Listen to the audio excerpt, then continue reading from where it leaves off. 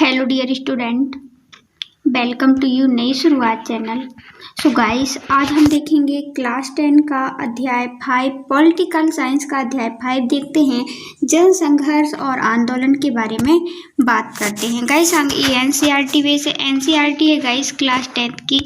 इसको आगे हम पढ़ेंगे, फिर समझाने की अपनी भाषा में कोशिश करेंगे। सो गाइस इसमें क्या लिखा हुआ है आप देख सकते हैं। इसमें लिखा हुआ है गाइस कि हम पहले अध्याय में क्या पढ़ चुके हैं, सत्ता लोकतंत्र में सत्ता की हिस्सेदारी बंटवारा क्यों जरूरी था। हम ये नेक्स्ट अध्याय में जान चुके हैं कि सत्ता का विभिन्न स्तरों में बांटना, जैसे केंद्रीय स्तर और राजकीय स्तर और स्थानीय स्तर में सत्ता का बंटवारा होता है, क्योंकि इससे शासन अच्छे सुचारू रूप से प्रशासन चलाने के लिए सत्ता को विभिन्न स्तरों में बांट दिया जाता है। ठीक है ना, जैसे हमने देखा था केंद्रीय सरकार और राजकीय सरकार और स्थानीय लेवल की सरकार। हम देखते हैं गाइस, जिसके हाथ में सत्ता होती है वह स्वच्छंद नहीं होता है, मतलब स्वतंत्र नहीं होता है। जैसे प्रधानमंत्री, क्या वो स्वतंत्र है? बिल्कुल नहीं है, क्योंकि उसके ऊपर दबाव समूह होते हैं। वो दबाव समूह से मुक्त नहीं रह सकता। जैसे कि गाइस उसको वो कर्तव्य पालन के लिए गाइस उसने प्रधानमंत्री के पद पर कायम हुआ है वो व्यक्ति, और उसका कर्तव्य है गाइस पूरे देश का शासन चलाना, पूरे देश को किस प्रकार हमें आगे ले जाना है, पूरे देश का विकास की जिम्मेदारी उसी की होती है। तो वो स्वतंत्र है क्या? वो खुद की जिंदगी नहीं गाइस, वो सभी के लिए जी रहा है। ठीक है ना, वो गाइस और इनके मध्य क्या चलता रहता है, हमने देखा था एक प्रकार का टकराव चलता रहता है, और इसी के कारण नजरिए और हितों का गाइस टकराव चलता रहता है। लोकतंत्र में हम देखते हैं सभी लोग की सोचने का तरीका क्या होता है, अलग होता है कि नहीं होता है। और इसी के मध्य क्या चलता रहता है, द्वंद्व की अभिव्यक्ति भी होती रहती है। मांग, और लोग मांग भी करते हैं, दबाव समूह भी बनाते हैं। हम देखते हैं मांग उनकी पूरी नहीं होती है, दबाव समूह होते हैं कि यदि आप ऐसा नहीं करेंगे तो फिर ऐसा आंदोलन हो जाते हैं, दबाव समूह होते हैं। इस अध्याय की शुरुआत में हम कैसे परस्पर विरोधी मांगों के बीच लोकतंत्र का आकार ग्रहण करता है गाइस। जैसे भी गाइस हम देखते हैं इनके बीच गाइस क्या चलता रहता है, एक प्रकार के परस्पर मांग और टकराव चलता रहता है, परस्पर विरोधी। जैसे कोई प्रधानमंत्री है गाइस, या फिर कोई भी पार्टी का नेता है, वो यदि कुछ नियम और कानून बनाता है गाइस, तो सामने वाला उसका पता है हमें डेफिनेटली कोई ना कोई विरोध करेगा, जो उसका गाइस विरोधी पक्ष होगा।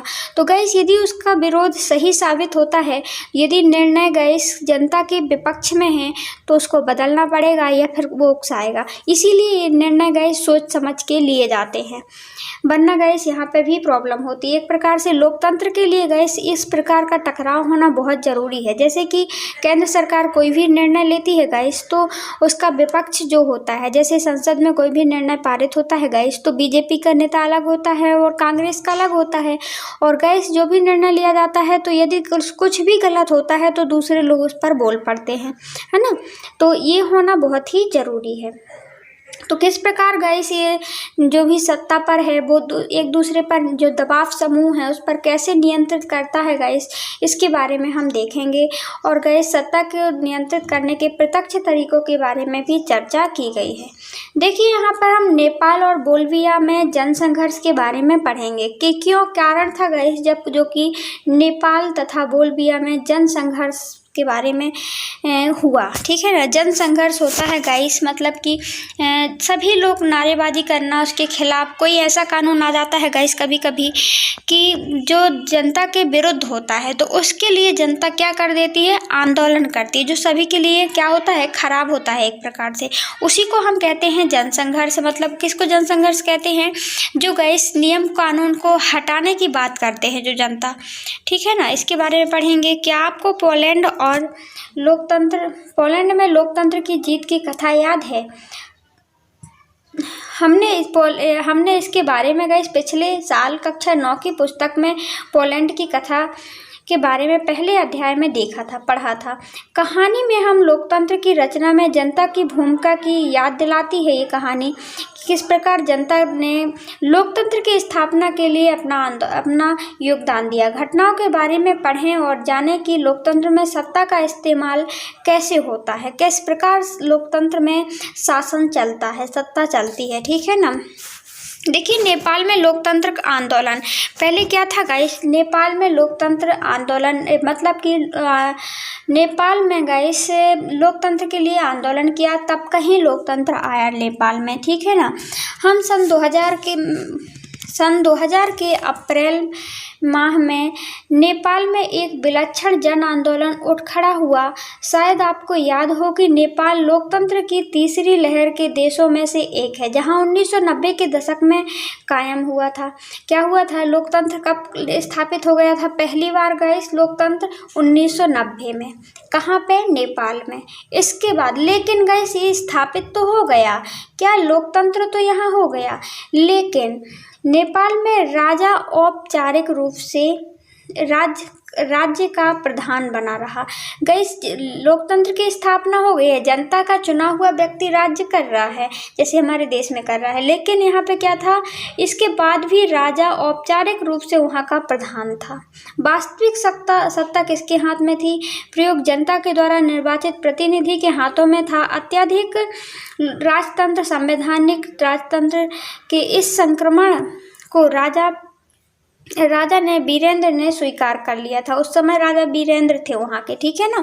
और गाइस जैसे ही मतलब लोकतंत्र की मांग हुई नेपाल में, तो वहाँ के राजा ने क्या किया, स्वीकार कर लिया, ठीक है ना, वीरेंद्र ने 1990 में। लेकिन वो राजा के पद पर आसीन रहे, स्थापित रहे, लेकिन उसके पास भी शक्तियाँ थीं, और लेकिन सर्वाधिक जो शासन चला रहा था तो वो जनता के द्वारा निर्वाचित व्यक्ति ही चला रहे थे। लेकिन इसमें शाही खानदान के रहस्यमय तत्काल कत्लेआम में राजा वीरेंद्र की हत्या हो गई। क्या हुआ गाइस, यहाँ पे शाही खानदान के रहस्यमय कोई मतलब एक प्रकार से उन्होंने चाल चली, ठीक है ना, और राजा वीरेंद्र की वहाँ पे हत्या कर दी गई। नेपाल में नए राजा ज्ञानेंद्र लोकतांत्रिक शासन को स्वीकार करने के लिए तैयार नहीं हुए थे गाइस। अब उसके किसी भी कारणवश क्या कर देते हैं ये लोग, हत्या कर देते हैं। किसकी कर देते हैं, वीरेंद्र की कर देते हैं। और वीरेंद्र की हत्या हो, वीरेंद्र ने क्या किया था गाइस, वहाँ पे लोकतंत्र को स्वीकार कर लिया था नेपाल में। तो इनकी हत्या करने के पश्चात फिर कौन आता है राजपद पर, राजा के पद पर ज्ञानेंद्र आता है, ठीक है ना। अभी भी मतलब राजा का पद समाप्त नहीं हुआ था, लोकतंत्र की स्थापना हो गई थी नेपाल में, लेकिन राजा का पद समाप्त नहीं हुआ था। हमारे यहाँ कोई राजा का पद नहीं चल रहा है, अभी देख रहे हैं अपन, वही लोकतंत्र है, जनता का चुना हुआ लोग ही शासन करते हैं, ठीक है ना। तो जो बाद में चुने गए ज्ञानेंद्र जी, तो ये चाहते थे कि लोकतंत्र को स्वीकार नहीं करते थे कि लोकतंत्र की स्थापना ना हो हमारे देश में, ठीक है ना। रूप से निर्वाचित सरकार अलोकप्रिय और कमजोरी का उन्होंने फायदा उगाया। उस समय क्या था, उस समय जब लोकतंत्र की स्थापना हुई थी तो लोग ज़्यादा परिचित नहीं थे लोकतंत्र से, तो उसी का फ़ायदा उठाया, ठीक है ना। लोग ज़्यादा पसंद नहीं कर रहे थे, तो उसी का फ़ायदा उठाया किसने, ज्ञानेंद्र ने। और सन 2005 को फरवरी में ज्ञानेंद्र ने तत्कालीन प्रधानमंत्री को अपदस्थ कर दिया। मतलब प्रधानमंत्री को जो जनता के द्वारा चुना गया बैठा हुआ था प्रधानमंत्री पद पर, उसको क्या कर दिया गया, अपदस्थ मतलब हटा दिया गया। अपदस्थ करके जनता द्वारा निर्वाचित सरकार को क्या कर दिया, उसने भंग कर दिया। किसने, ज्ञानेंद्र ने। और 2006 को अप्रैल में जो आंदोलन उठ खड़ा हुआ, उसका लक्ष्य शासन की बागडोर राजा के हाथ से लेकर जनता के हाथों में सौंपना था। तो इस कारण से फिर क्या होता है गाइस, जैसे ही ज्ञानेंद्र क्या कर देता है, प्रधानमंत्री को हटा देता है वहाँ के नेपाल के, और गाइस वहाँ से हटा देने के कारण फिर 2006 में ही क्या होती है, एक प्रकार का जन आंदोलन हो जाता है। आंदोलन होता है कि नहीं, हमको किसके हाथों में सत्ता चाहिए है, मतलब लोकतंत्र चाहिए है, हमको कोई राजतंत्र नहीं चाहिए है। ये नहीं चाहिए कि हमारे देश का शासन राजा चलाए। हम वो चाहते थे कि वहाँ के लोग चाहने लगे गाइस कि हमें लोकतंत्र चाहिए, जो हम चुनकर जिस व्यक्ति को भेज रहे हैं वही हमारी बागडोर संभालेगा, ठीक है ना। सांसद की सभी बड़ी पार्टियों ने एक 7 पार्टी अलायंस सप्तदलीय गठबंधन एसपीए बनाया और नेपाल की राजधानी काठमांडू 4 दिन के लिए बंद करने का आह्वान किया। इस प्रतिरोध ने जल्द ही अनियतकालीन बंद का रूप ले लिया। गाइस फिर क्या हुआ, जैसे ही आंदोलन शुरू हुआ तो गाइस वहाँ पे एक संसद की पार्टी थी, राजनीतिक पार्टी ने 7 पार्टी अलायंस ने क्या कर दिया, वहाँ का नेपाल को गाइस उन्होंने कहा कि 4 दिन के लिए कोई भी काम नहीं होगा, सभी कर्मचारी कोई काम नहीं करेंगे, साथ में क्या नहीं होगा, कोई दुकान नहीं खोलेंगी। तो बंद कर दिया गया राजधानी को, ठीक है ना, काठमांडू को। और गाइस कुछ समय बाद अनियतकालीन, जब तक गाइस व्यवस्था सुधर नहीं जाती है, लोकतंत्र आ नहीं जाता है, उस टाइम के लिए गाइस इसको बंद कर दिया गया नेपाल को।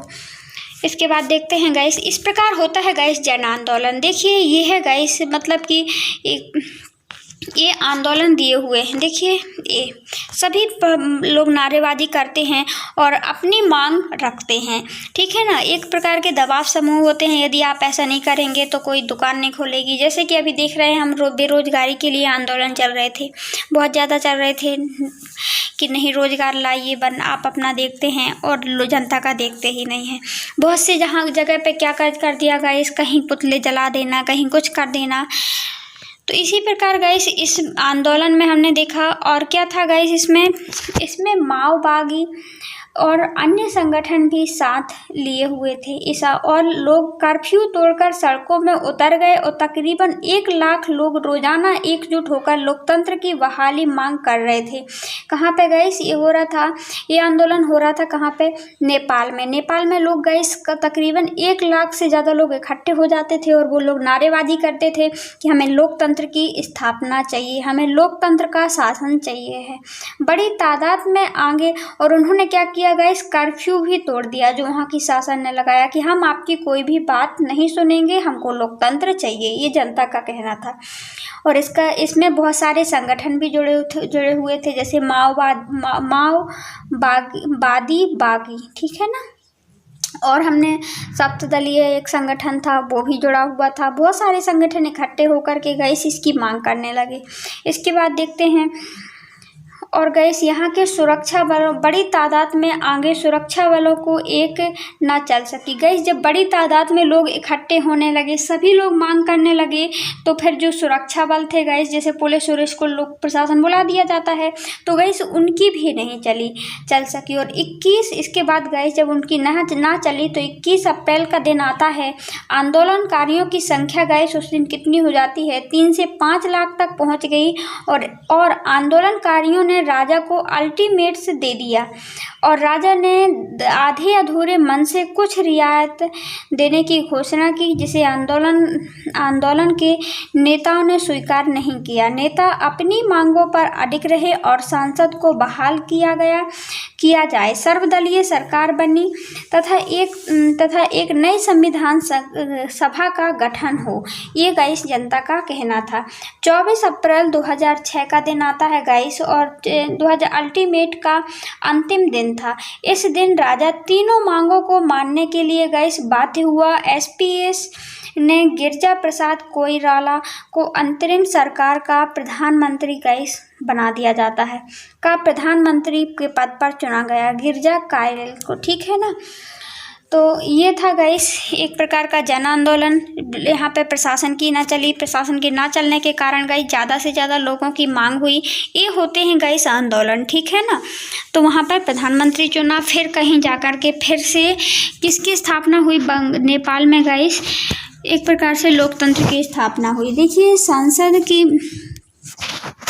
सांसद फिर बहाल हुई और इसने अपनी बैठक में कानून पारित किए। इन कानून के सहारे राजा को अधिकांश शक्तियां वापस ले ली गईं, जो गाइस राजा की शक्तियां थी इस कानूनों के सहारे वापस ले ली गईं। और संविधान सभा के निर्वाचन के तौर तरीके एसपीए माओवादी के बीच सहमति बनी और 2008 में राजतंत्र को खत्म कर दिया गया। कब किया गया गाइस, क्वेश्चन उठता है। नेपाल में राजतंत्र को 2008 में पूर्ण रूपेण, ठीक है ना। और संघीय लोकतंत्र गणराज्य बन गया 2015 में यह एक नए संविधान को अपनाया गया यहाँ पे, और नेपाल के लोगों को यह संघर्ष पूरे विश्व को के लोकतंत्र प्रेमियों के लिए प्रेरणा का स्रोत बना। तो गैस ये रहा कहाँ का आंदोलन, ये रहा गैस नेपाल का आंदोलन। यहाँ पे सभी ग्रुप्स आकर के इकट्ठे हुए गैस, जैसे माओवादी संगठन भी जुड़ गया था, अल्टीमेट्स गैस वो सप्तदलीय संगठन भी जुड़ गया था, और गैस यहाँ पे लोग ज़्यादा संख्या में जुड़ते जा रहे थे और बोलते जा रहे थे। हम इसमें गैस कानून भी लाए गए, कर्फ्यू लगाया गया कि कोई भी इंसान घर से ना निकले। इसके बाद भी लोगों ने किसी की नहीं सुनी, बहुत ज़्यादा गैस जनसंघर्ष उठा, और गैस वहाँ पे उनके राजा की ना चली। लास्ट में लोकतंत्र की स्थापना 2008 में करवा दी गई, ठीक है, और 2015 में यहाँ का नया संविधान बना। अब देखते हैं गैस बोल्विया का जल युद्ध। बोल्विया में भी गैस जल के लिए युद्ध हुआ था। वहाँ पे हमने देखा लोकतंत्र के लिए युद्ध था और ये था जल के लिए युद्ध, ठीक है ना। नेपाल तथा पोलैंड की कथाएं लोकतंत्र की स्थापना अथवा उसके पुनरुद्धार की बातें बताती हैं। हमने देखा कि नेपाल और पोलैंड में किस प्रकार से गैस जन आंदोलन के कारण ही क्या हुआ, लोकतंत्र की यहाँ पे स्थापना हुई।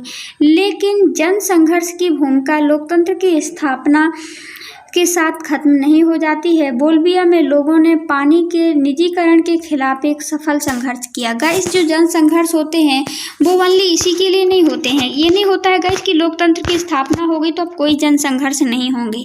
जब तक गाइस जन संघर्ष तब होते हैं जब वहाँ के लोगों को प्रॉब्लम खड़ी करते हैं कोई भी लोग, या फिर वहाँ के लोगों को प्रॉब्लम होती है तो वो सरकार से मांग करती हो। मांग ना मानने के कारण गाइस जन संघर्ष होता है, ठीक है ना। जैसे कि गाइस अब आप बोलेंगे कि नेपाल और पोलैंड में तो जन संघर्ष क्यों हुआ था, लोकतंत्र की स्थापना के लिए।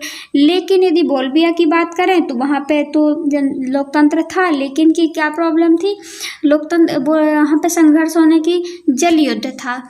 और भी गाइस प्रॉब्लम होती हैं लोगों को, जैसे बोल्विया ने लोगों में पानी के निजीकरण के खिलाफ संघर्ष उठाया। गैस बोल्विया कहाँ का देश है, आगे आपको एक क्लियर कर दें। देखिए ये जो हमारा उत्तरी अमेरिका है, क्या है गैस, उत्तरी अमेरिका का देश है।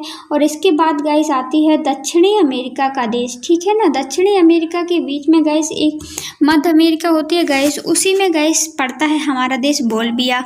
और वहाँ पे लोगों को पानी की प्रॉब्लम थी, इसी कारण वहाँ पे जनसंघर्ष हुआ। इसके बारे में पढ़ते हैं, इसको पता चलता है कि लोकतंत्र की जीवंतता जनसंघर्ष की अंदरूनी रिश्ता है। हम देखते हैं यहाँ पे देखा था कि निजीकरण के खिलाफ में आंदोलन चलाया गया था बोल्विया में, ठीक है, पानी के लिए चलाया गया। इससे पता चलता है गाइस कि लोकतंत्र की जीवंतता से जनसंघर्ष की अंदरूनी रिश्ता है। हम देखते हैं जो लोकतंत्र होते हैं जहाँ भी, वहाँ पे कहीं ना कहीं कोई ना कोई जनसंघर्ष देखा जाता है।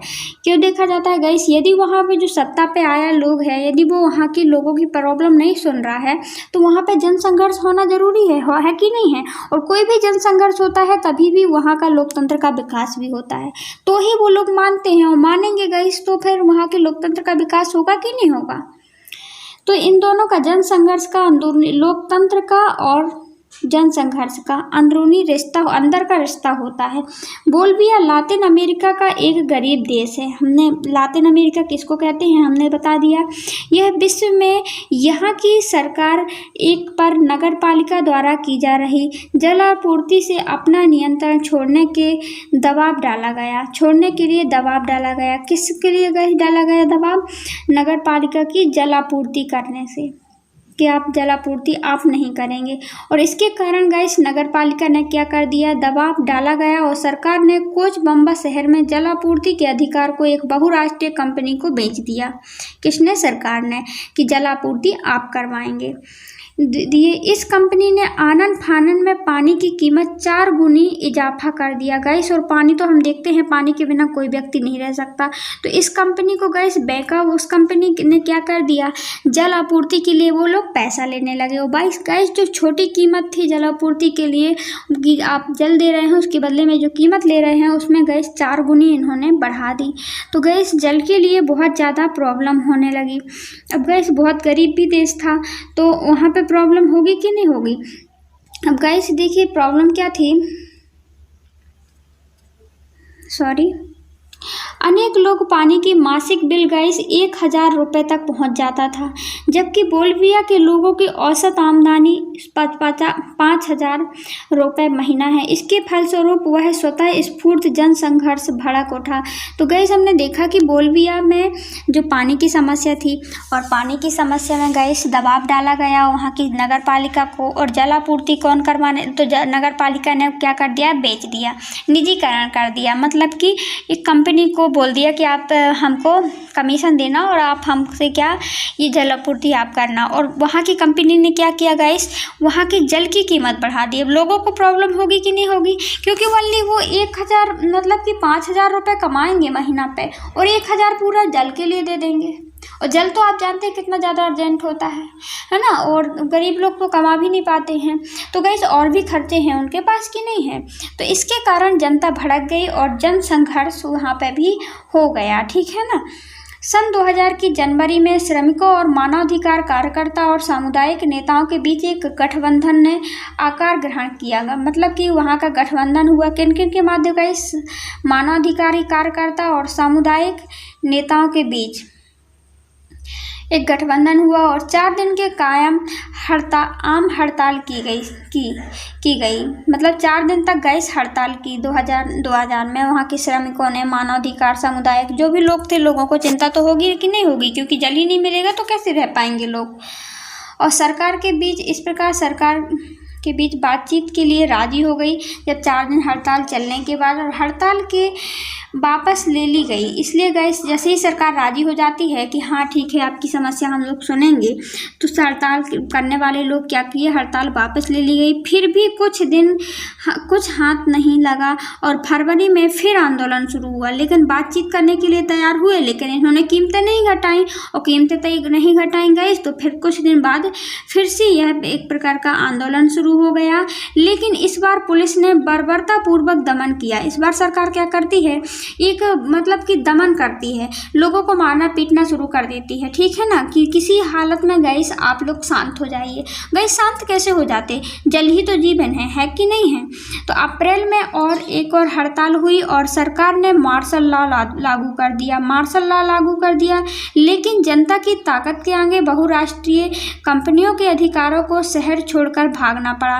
गाइस तो फिर मार्शल लॉ क्या होता है आगे आपको ये बता दें। देखिए मार्शल लॉ में क्या होता है, वहाँ का शासन मतलब कि शासन कोई ना चलाकर वहाँ पे जो पुलिस बल होता है, फोर्स होती है गाइस, वो चलाने लगती है। तो गाइस जो भी जन संघर्ष करेगा तो उसके लिए गाइस वो किसी भी प्रकार का प्रताड़ित करके परेशान करना था। ठीक है ना। लेकिन गाइस इससे भी जनता नहीं मानती है, और जनता के नहीं मानने के कारण जो बहुराष्ट्रीय कंपनियां थीं गाइस, जिन्होंने गाइस वहाँ का क्या ले लिया था, वहाँ का गाइस शासन मतलब कि जल कीमतें बढ़ाई थी गाइस, उनको क्या किया गया, शहर छोड़कर उनको भागना पड़ा, जिसको सरकार ने जल आपूर्ति करवाने का गाइस मैन मुखिया बना दिया था। आंदोलनकारियों की सारी मांगें माननी पड़ी गाइस सरकार को, और बहुराष्ट्रीय कंपनियों के साथ किया गया करार रद्द कर दिया गया। जो उन्होंने बहुराष्ट्रीय कंपनियों को जल आपूर्ति के लिए दे दिया गया था गाइस, करार कर दिया था कि आप लोग जल की आपूर्ति करवाएंगे, और इन्होंने तो जल की आपूर्ति का जैसे ही अधिकार मिला तो उन्होंने कीमतें बढ़ा दी थी, है ना। तो गाइस इसके करार को रद्द कर दिया गया। फिर बाद में जल आपूर्ति को दोबारा नगर पालिका को फिर से सौंपकर पुरानी दरें कायम कर दी गई। जो पुरानी दर पे जो जितने में गाइस जल मिल रहा था उनको उतने ही कायम कर दी गई। इस आंदोलन को बोल्विया और जल युद्ध के नाम से भी जाना जाता है। बोल्विया के जल युद्ध को नाम से जाना जाता है, जो ये जन संघर्ष हुआ था यहाँ पे। ठीक है ना। तो ये था गाइस, हमने देखा नेपाल में जन आंदोलन क्यों हुआ था, वहाँ पे लोकतंत्र की स्थापना के लिए। लेकिन बोल्विया में क्यों हुआ, जल के लिए आंदोलन हुआ, वहाँ की कीमतें बढ़ जाने के कारण। इसके बाद देखते हैं गाइस लोकतंत्र और जन संघर्ष के बारे में लोकतंत्र और जन संघर्ष के बारे में हम पढ़ते हैं गाइस। देखिए लोकतंत्र के लिए जन संघर्ष किया गया। लोकतंत्र में किस प्रकार के जन संघर्ष करना जरूरी भी होता है कहीं ना कहीं गाइस, क्योंकि लोकतंत्र के विकास के लिए जरूरी है। जब तक जन संघर्ष नहीं होंगे तो कोई भी गाइस, जब तक तक जनता मांग नहीं उठाएगी तो गाइस लोकतंत्र को एक निर्णायक लोकतंत्र नहीं बनाया जा सकता। ठीक है ना गाइस, जैसे कोई भी कानून बना दिया जाता है और जो कि जनता के हित में नहीं होता है तो उससे क्या होता है गाइस, जनता संघर्ष करती है, मांग उठाती है कि ये वाला कानून गलत है या इस किस स्थिति में कौन सा कानून की ज़रूरत है। तो ये जनसंघर्ष गाइस लोकतंत्र को आकार देने में महत्वपूर्ण भूमिका निभाते हैं। ठीक है ना, अब देखते हैं गाइस इसमें इन दो कथाओं जो संदर्भ में बड़ा अलग अलग है। हम लोकतंत्र के बारे में बात किया गया है गाइस, हमने दो कथाएं देखी, एक बोलबिया की देखी जिसमें जनसंघर्ष हुआ था और एक देखी थी नेपाल की। नेपाल की जनसंघर्ष क्यों किया गया था गाइस, नेपाल में चले जन आंदोलन का लक्ष्य लोकतंत्र को स्थापित करना था। किसके लिए किया गया था गाइस, जन का आंदोलन नेपाल में लोकतंत्र स्थापित करने के लिए। लेकिन जबकि बोलबिया में जो संघर्ष किया गया था, जन आंदोलन हुए थे गाइस, वो ओनली इसलिए हुए थे, जन संघर्ष एक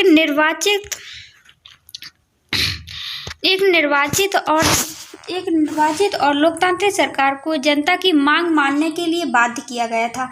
ये गाइस जो बोलबिया में जनसंघर्ष हुआ था वो इसलिए जो पहले निर्वाचित हो चुकी थी जो सरकार, लोकतांत्रिक सरकार थी जो निर्वाचित हो गई थी और उसमें जनता की मांग को मानने के लिए उसमें बाध्य किया गया था कि आपने जो फैसला लिया है वो गलत लिया है। जैसे बोलबिया में क्या कौन सा फैसला गलत था गाइस, तो हमने देखा बोलबिया में जो फैसला गलत था वो जल आपूर्ति कंपनियों के माध्यम से करवा दी गई थी। पहले नगर पालिका में थी, नगर पालिका जल की आपूर्ति करवा रही थी, लेकिन कुछ समय के बाद बोलबिया में जल आपूर्ति कंपनियों के द्वारा करवा दी गई और कंपनियां क्या कर रही थी, कंपनियां बहुत बड़े ज़्यादा कीमत ले रही थी लोगों से और बहुत ज़्यादा कम कीमत लेने के बाद कारण गाइस वहाँ पे जनसंघर्ष हुआ।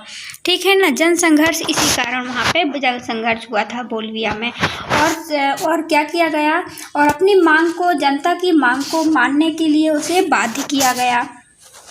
बोलबिया में बोलबिया का जनसंघर्ष सरकार की एक विशेष प्रकार की नीति के खिलाफ था, जबकि नेपाल में चले आंदोलन से यह तय होता है कि देश में राजनीति की नींव क्या होगी। ये दोनों प्रकार के संघर्ष सफल रहे, लेकिन इनके प्रभाव स्तर अलग अलग थे, इनके अलग अलग प्रभाव पड़े गए। उनके बारे में देखते हैं। इन जैसे दो संघर्ष देखे, कौन सा, एक बोलबिया का एक नेपाल का। नेपाल का था लोकतंत्र के लिए और बोलबिया का था जो निर्वाचित सरकार है, जो निर्वाचित हो चुकी है गाइस, और उसके जो नीतियां लाई गई हैं उसके खिलाफ संघर्ष था। ठीक है ना, इन दोनों अंतरों के बावजूद हम दोनों की कथाओं को कुछ ऐसी बातें हैं जो लोकतंत्र के अतीत और भविष्य के लिए प्रासंगिक हैं गाइस। ऐसी लोकतंत्र में बहुत सी कथाएं हैं गाइस जो कि आने वाले भविष्य के लिए भी प्रासंगिक है, उनको सुनना जरूरी है। ये दो कथाएं राजनीति के संघर्ष का उदाहरण है, जिससे गाइस हम जान सकते हैं कि यदि कोई गलत सरकार नियम उठा लेती है, लागू करती है, तो जन संघर्ष, जन पावर, बहुत पावर होता है गाइस, उसके माध्यम से लोग आसानी से अपनी नीतियों को भी मनवाने को बाध्य होते हैं। ये नहीं, शासन की मनमानी नहीं चल सकती है। ये दोनों ही घटनाओं का जनता का बड़े पैमाने पर लामबंद हुई। जन समर्थन का सार्वजनिक अभिव्यक्ति ने विवाद को उसके परिणाम तक पहुंचाया। इसके साथ साथ हम यह भी देखते हैं कि दोनों ही घटनाओं में राजनीतिक संगठनों की भूमिका निर्णायक रही। अगर आपको कक्षा 9 के पाठ्य पुस्तक के पहले अध्याय को याद हो तो आप पहचान सकेंगे कि पूरे विश्व में लोकतंत्र के विकास इसी प्रकार से ही हुआ है। हम देख रहे हैं जन आंदोलन के कारण ही पूरे विश्व में कहीं ना कहीं जन आंदोलन की बहुत बड़ी भूमिका है, जिसके कारण लोकतंत्र का विकास हुआ है। ठीक है ना, इन उदाहरणों के इस तरह हम दो उदाहरणों को कुछ सामान्य निष्कर्ष निकाल सकते हैं गाइस। जो बोलबिया में जन आंदोलन हुआ और नेपाल में आंदोलन हुआ, उसके अपन 3-4 निष्कर्ष के बिंदु को पर चर्चा करेंगे। इससे क्या पता चलता है हमें, लोकतंत्र का जन संघर्ष के जरिए विकास होता है। हमने ये देखा लोकतंत्र का विकास कैसे हुआ, जब जनता ने संघर्ष किया, है ना, आंदोलनों की वजह से विकास हुआ है। यह संभव है कि महत्वपूर्ण फैसले आम सहमति से हो जाएं और ऐसे फैसले के पीछे किसी तरह का संघर्ष ना हो, फिर भी उसे अपवाद ही कहा जाएगा। हम देखते हैं कि जनसंघर्ष का बहुत बड़ी भूमिका रही लोकतंत्र के विकास की, और गाइस बहुत से मामले ऐसे होते हैं जो कि सभी की सहमति से हो जाएं तो वो सही होता है और ऐसे फैसले पीछे किसी तरह का संघर्ष ना हो, पर फिर भी इसमें अपवाद हो जाएगा। कोई ना कोई गाइस कोई भी फैसला लेते हैं सबके लिए गाइस वो लाभकारी नहीं होता है। जैसे गाइस गरीबों के लिए फैसला लेते हैं हम कि आरक्षण, उनको धन वितरण करना, तो गाइस इसमें बड़े लोगों को प्रॉब्लम हो जाती है। कैसी प्रॉब्लम? उनको पैसा नहीं मिलता है ना। जैसे वितरण प्रणाली में बड़े लोग भी चाहते हैं हमको भी मिले, है ना। लोकतंत्र की निर्णायक घड़ी अमूमन वही होती है गाइस, जब लोकतंत्र की सबसे निर्णायक घड़ी कौन सी होती है आपको पता है? अमूमन वही होती है जब सत्ताधारी और हिस्सेदारी चाहने वाले लोगों के बीच संघर्ष होता है। ऐसी घड़ी तब आती है जब कोई लोकतंत्र की ओर से कदम बढ़ा रहा हो और उस देश में लोकतंत्र का विस्तार हो रहा हो, अथवा वहाँ लोकतंत्र की जड़ें मजबूत होने की प्रक्रिया हो। गाइस हमने ये क्या निष्कर्ष निकाला इससे? तो इसमें ये निष्कर्ष निकाला है गाइस हमने कि जब देखते हैं लोकतंत्र कब सही होता है गाइस, लोकतंत्र की मतलब विकास की घड़ी कब आती है, निर्णायक घड़ी कब होती है? तो जो सत्ताधारी है, सत्ताधारी कौन है गाइस? जैसे कि कोई सत्ता पर बैठा है, प्रधानमंत्री है या कुछ भी, और एक दूसरे गाइस संघर्ष करते हैं सत्ता में आने के लिए। तो गाइस वो जो सत्ता में आना चाहता है वो क्या करेगा? वो दल इस वाले सत्ता की गाइस क्या निकालेगा? कमियां निकालेगा ये वाले लोग, और कमियां निकालेंगे गाइस तो वो कमी से रहित हो जाएगा और ये वाले दल के लोग कहेंगे कि हम में कोई कमी नहीं रहना चाहिए, हम जनता को गाइस अच्छा करना चाहेंगे। और जब इनकी कमियां निकालने वाला कोई हमारा सामने गाइस होता है ना, तो हम कमी के विहीन हो जाते हैं, फिर हमें कमियां नहीं रह सकती, हम सुधार कर लेते हो। जब कमियां निकालने वाला ही ना हो, सब लोग प्रशंसा करने वाले हों, ज़रा सोचिए गाइस, तो हम क्या होते हैं? इतराने लगते हैं और हम अपने आप को सर्वश्रेष्ठ मानने लगते हैं, और सर्वश्रेष्ठ मानने के कारण गाइस हमसे बहुत बड़ी भूल हो जाती है, हम लोगों के बारे में सोचना ही बंद कर देते हैं, ठीक है ना। तो ये निर्णायक घड़ी होती है कि सत्ताधारी है जो सत्ता को ग्रहण किए हुए है, जो शासन पर है, जैसे प्रधानमंत्री है शासन पर, और जो सत्ता पर आना चाहता है विपक्ष वाला दल, तो जब वो करता है गाइस, जब भी उसकी विरोधी होता है, विरोधी पार्टी का होना इसीलिए बहुत ज़्यादा ज़रूरी है क्योंकि वो हमारी कमियां निकालता है। पहला निष्कर्ष ये निकल, देखिए लोकतांत्रिक संघर्ष का समाधान जनता की व्यापक लामबंदी के जरिए होता है। यह संभव है कि कभी कभी संघर्ष का समाधान मौजूदा संस्थाएं अथवा संसद अथवा न्यायपालिकाओं के जरिए किया जाए, लेकिन जब यह विवाद गहन हो जाता है तो ये संस्थाएं स्वयं उस विवाद का हिस्सा बन जाती हैं। ऐसे में समाधान इन संस्थान के जरिए नहीं बल्कि उनके बाहर यानी जनता के माध्यम से होता है। गाइस तो इसमें क्या बताया गया है, जब कभी जनसंघर्ष जब ज़्यादा हो जाता है, कभी कभी तो जनसंघर्ष को गाइस संसद के माध्यम से निपटा लिया जाता है। संसद में पक्ष विपक्ष होते हैं, ठीक है ना, और संसद या फिर न्यायपालिका के माध्यम से निपटा लिया जाता है कोई भी संघर्ष की, किस पर कितना आरक्षण होना चाहिए, जैसे आरक्षण के लिए, या फिर गाइस नर्मदा बचाओ आंदोलन किए गए जनसंघर्ष को कहीं कहीं इनके माध्यम से न्यायपालिका या संसद के माध्यम से इसको निपटा लिया जाता है। और कभी कभी गाइस ज़्यादा गहन हो जाते हैं, जब ये विवाद ज़्यादा बड़े हो जाते हैं तो ये संस्थाएं ही इनका क्या करने लगती हैं, हिस्सा बन जाती हैं। और ये गाइस तो फिर उस समय देखते हैं वो जनता किसी की नहीं सुनती है, जब ज़्यादा गहन हो जाता है ना, तो फिर जनता जब किसी की नहीं सुनती है तो लास्ट फैसला गाइस जनता का माध्यम से ही निपटाया जाता है। इन फैसलों को फिर जनता के माध्यम से ही निपटाया जाता है और ये संस्थाएं क्या हो जाती हैं, इनका हिस्सा बन जाती हैं। जैसे न्यायपालिका है और क्या है गाइस, न्यायपालिका है और संसद वगैरह है, ठीक है ना। आई होप गाइस आपको क्लियर हो गया होगा। जैसे कि गाइस अब नेपाल में हमने देखा था, नेपाल में जनसंघर्ष हुआ किसके लिए, लोकतंत्र के लिए। आगे छोटा मुद्दा था गाइस, फिर बाद में बढ़ता गया, जब ज़्यादा लोग हो गए तो वो ना तो प्रशासन की मान रहे थे, जैसे कि वहाँ पे मार्शल लॉ भी लगा दिया गया था, जिसका मतलब गाइस सैनिक लोग संभालते हैं वहाँ की देखरेख। लेकिन जब किसी की नहीं मानते हैं तो लास्ट फैसला किसका होता है, जनता के माध्यम से होता है। इसके बाद देखते हैं गाइस तीसरा, देखिए तीसरा निष्कर्ष क्या निकल के आता है। ऐसे हमने यही देखा निष्कर्ष है गाइस कि क्या क्या निकला नेपाल से और बोल्विया की घटना से, ठीक है ना। ऐसे संघर्ष में लामबंदियों का आधार राजनीतिक संगठन होते हैं। ये बात सच है गाइस। हम देखते हैं जो भी संघर्ष होते हैं तो कहीं ना कहीं इनका आधार कौन होता है, इनका आधार गाइस ये लोग किससे मिल राजनीतिक संगठन से मिले होते हैं। ऐतिहासिक घटना स्वतः स्फूर्त होने का भाव भी कहीं ना कहीं जरूर मौजूद होता है, लेकिन जनता की स्वतः स्फूर्ति, सार्वजनिक भागीदारी संगठित राजनीति के जरिए कारगर हो पाती है। संगठित राजनीति का कई माध्यम हो सकते हैं। ऐसे माध्यम गाइस राजनीतिक दल, दबाव समूह, आंदोलन समूह शामिल होते हैं। गाइस इसमें क्या बताया गया है आप देख सकते हैं। इसमें बताया गया है गाइस जो भी जैसे जनसंघर्ष उठते हैं तो गाइस कोई ना कोई हर शासन में कमी होती है, और गाइस जब जिस शासन में ज़्यादा कमी होती है तो ये स्वतः स्फूर्त मतलब थोड़ी बहुत तो रहते हैं, कहीं ना कहीं तो जरूर रहता है स्वतः स्फूर्ति का भाव ऐतिहासिक घटनाओं का, ठीक है ना।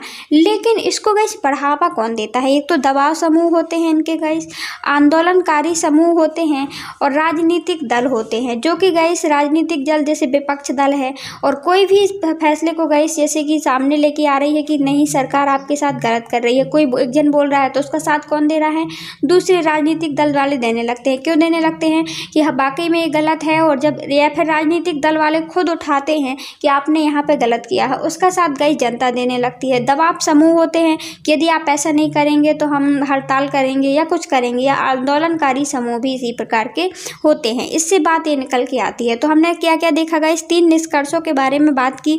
वो कौन कौन से गाइस हमने देखा, हमने पहला निष्कर्ष में देखा कि गाइस लोकतंत्र में विपक्ष का होना बहुत जरूरी है, ठीक है ना। विपक्ष मतलब कि एक सत्ता पर है और एक जो सत्ता को चाह रखता है, तो गाइस वो दूसरे की कमियां निकालेगा, और कमियां निकालेगा तो गाइस शुद्धिकरण होगा, तो हमारी कमी ही नहीं रहेंगी हमारे शासन में। दूसरा हमने क्या देखा गाइस, जो कभी कभी जन आंदोलन जो होते हैं, संघर्ष होते हैं, तो उनको दबाने के लिए गाइस ये तो निपटा लिए जाते हैं किसके द्वारा, सांसद के द्वारा या फिर न्यायपालिकाओं के द्वारा। जब ये नहीं निपटते हैं गाइस तो ये संस्थाएं भी इसका हिस्सा बन जाती हैं, और साथ में लास्ट फैसला जनता का होता है, क्योंकि लास्ट में जब तक संघर्ष खत्म नहीं होगा तो ऐसे में जीवन यापन मुश्किल है, कोई भी शासन नहीं चल सकता। तीसरा हमने क्या देखा गाइस, तीसरा वाला जो हमने निष्कर्ष देखा, तो हमने देखा ये समूह को गाइस स्वतः स्फूर्त कहीं ना कहीं तो वैसे भी सभी घटनाओं में गाइस रहते हैं लोगों के मन में, और गाइस इसको मतलब कि संगठित कौन करता है गाइस, जो राजनीतिक दल होते हैं वो करते हैं इकट्ठा लोगों को, दबाव समूह, आंदोलनकारी समूह आदि शामिल होते हैं, ठीक है। आई होप गाइस आपको क्लियर हो गया। सो गाइस देखते हैं यहाँ पे सन 1984 में कर्नाटक में एक पल्पवुड लिमिटेड नामक एक कंपनी बनाई गई।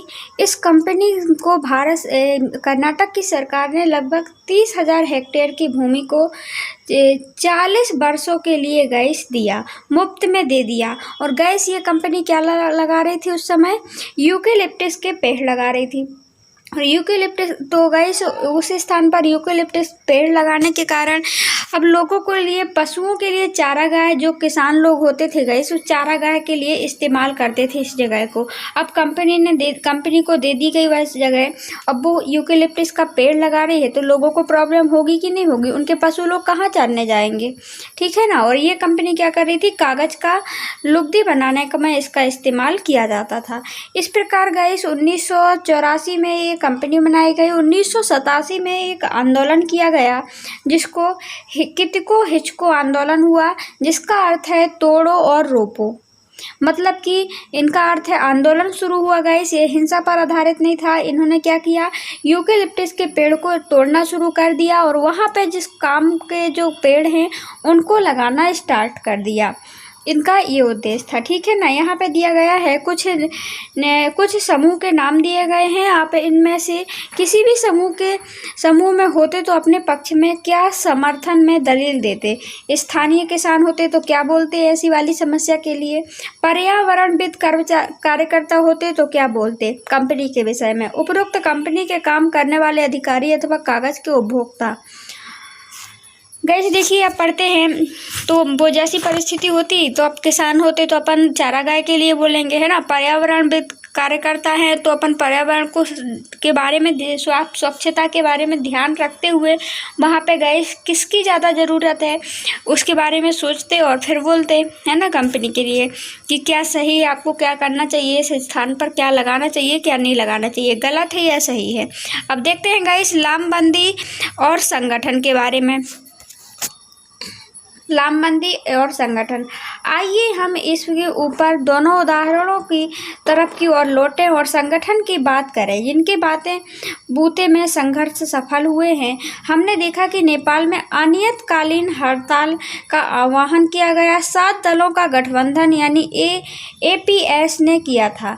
इस गठबंधन में ऐसे 7 बड़े दल शामिल हुए थे जिनमें कुछ न कुछ सदस्य संसद में थे, लेकिन जन संघर्ष के पीछे सिर्फ SPA ही नहीं था। इस संघर्ष में नेपाली कम्युनिस्ट पार्टी ने, जिसको माओ कहा जाता है, ने भी भाग लिया था। विभिन्न पार्टियों में गए जो लोकतंत्र के लिए जनसंघर्ष हुए थे, वहाँ की विभिन्न पार्टियों ने भी उसका साथ दिया था, ठीक है ना। जैसे जो कुछ लोग संसद में भी थे उसके, और लेकिन वो 7 दलों का गठबंधन किया गया था। संसदीय लोकतंत्र पर विश्वास नहीं था, संसदीय का लोकतंत्र पर विश्वास नहीं था। यह पार्टी नेपाल की सरकार के विरुद्ध सशस्त्र संघर्ष चला रही थी और इसने नेपाल के एक बड़े हिस्से पर अपना नियंत्रण कर लिया था। नेपाल के जनसंघर्ष के राजनीतिक दलों के अलावा अनेक संगठन शामिल थे। जब नेपाल में जनसंघर्ष हुआ था गाइस, वहाँ पे राजनीतिक दल भी शामिल थे। इसके अलावा गाइस अनेक संगठन शामिल थे जो सभी बड़े मजदूर संगठन है जैसा। इसके बाद गाइस परिसंघों ने इस आंदोलन पर भाग लिया। अन्य अनेक संगठन के मसलन मूलवासी लोगों के संगठन तथा शिक्षकों, वकीलों, मानवाधिकारी कार्यकर्ताओं के समूहों ने इस आंदोलन में समर्थन किया। तो इस आंदोलन का किसने समर्थन किया गाइस? नेपाल में जो आंदोलन हुआ था उसको हमने देखा विभिन्न राजनीतिक दलों ने भी साथ दिया। इसके बाद गाइस 7 दल वहाँ पे बनाए गए थे, 7 दलों ने साथ दिया, जैसे कि गाइस कार्यकर्ता समूहों ने भी साथ दिया। इसके बाद गाइस कौन समूह में साथ देता है? मजदूर संगठन भी गाइस इसका साथ देता है। विभिन्न, तो एक प्रकार से गाइस बड़े मजदूर संगठन, परिसंघों, इसके अलावा राजनीतिक दलों ने, और जैसे कि मानवाधिकार कार्यकर्ता के समूहों ने भी इसका समर्थन दिया। कुछ लोग तो ऐसे थे जो कि संसद में भी काम कर रहे थे, उन्होंने भी कार्य किया। दूसरी समस्या क्या थी गाइस? पानी के निजीकरण के खिलाफ। पहले ये लोकतंत्र के खिलाफ थी गाइस, कि राजतंत्र के खिलाफ थी और लोगों को लोकतंत्र चाहिए था।